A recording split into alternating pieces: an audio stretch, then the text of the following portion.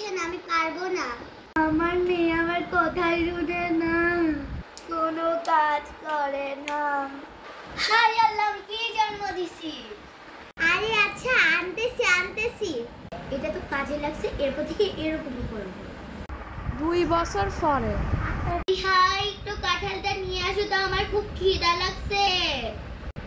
উফ আম্মু, একটু পরে আনলে হয় না?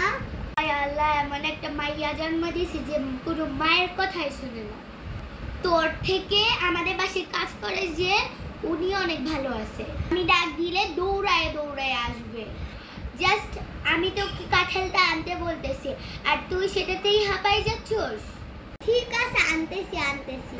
হায় আল্লাহ, আমাদের ব্ল্যাক ছাড়া আর কোনো উপায় নাই। সারাক্ষণ একটাই কথা বললে, এই আমি কি জন্ম দিলাম? আর কোনো কি কাম পাই নাই আম্মুরা? দূর যাই।